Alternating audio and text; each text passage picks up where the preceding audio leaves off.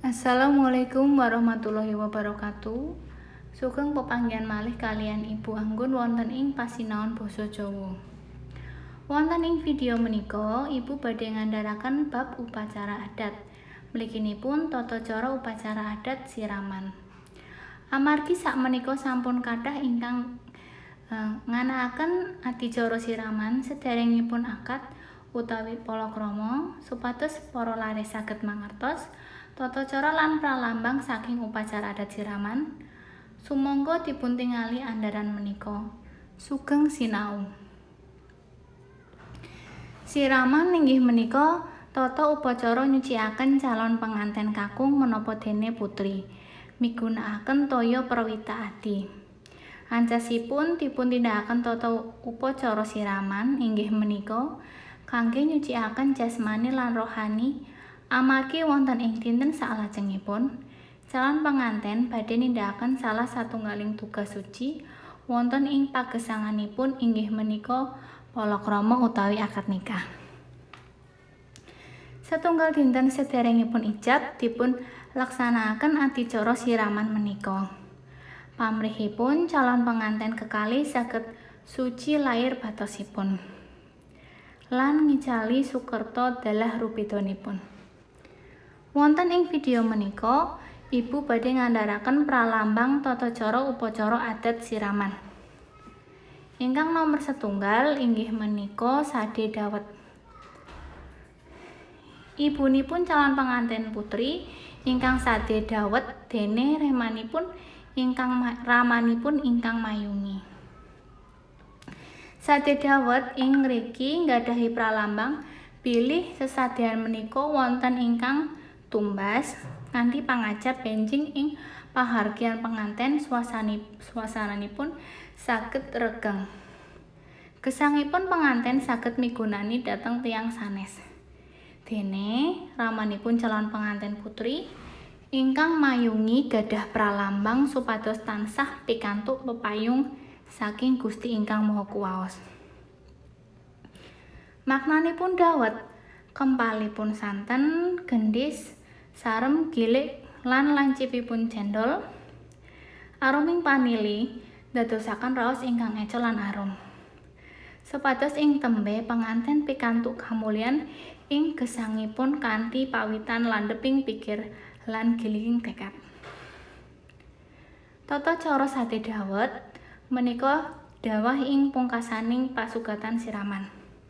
Pramila saged ngresiki gandha ingkang boten eco sesampunipun dhahar amargi saking raos eco lan arumipun dawet. Ingkang nomor kalih inggih menika kembar mayang. Kembar mayang asring kasebat Sekar Kalpataru, Dewandaru ingkang tegesipun wit pagesangan lan kelanggengan. Kembar mayang pralambang minangka sanga panyuwun supados pahargyan penganten tansah manggih wilujeng niring sambekala. Kembar mayang kalih menika ngemu suraos kembaring katresnan ing cipta rasa karsaning penganten kekalih. Ingkang angka 3 inggih menika janur kuning. Janur kuning gadhah teges cahyaning sejati saking Gusti ingkang Maha Kuwaos. Ingkang gadhah pangajap supados penganten tansah pikantuk cahyaning Gusti kanthi nebihi sedaya wewaleripun. Salajengipun nomor sekawan inggih menika pisang raja. Pisang raja ngemu pralambang supados penganten kakung gadhah watak kados raja ingkang dados tepa palupining masyarakat lan saged dipuntuladha tiyang kathah. Ingkang nomor gangsal inggih menika cengkir gading. Ing salebeting cengkir sisi toya wening pralambang tresnaning penganten ingkang tansah linambaran weninging cipta rasa lan karsa. Ingkang salajengipun nomor 6 inggih menika parisawuli. Parisawuli gadhah pralambang supados penganten kekalih tansah gampil ngupaya boga lan gesang kados pari ingkang tansaya ndingkluk menawi sampun isih. Nomor 7 inggih menika tebu wulung. Tebu wulung gadah pralambang supados penganten kekalih tansah rumaos handar beni setunggal lan setunggalipun. Amargi tebu wulung menika tebu ingkang sentosa. Nomor 8 inggih menika sekar lan wohing kapas. Sekar menika barang ingkang endah ingkang dados pepenginipun tiyang kathah. Kanthi pangajap gesangipun penganten saged dados tulodhanipun masyarakat. Dene kapas menika kangge damel busana. Kanthi pangajap supados penganten kacekapan ing wastra utawi busana. Salajengipun nomor 9 inggih menika ron kluwih lan ron waringin. Ron kluwih gadah pangajap gesangipun temanten tansah pinaringan kaluwihan ing sedayanipun.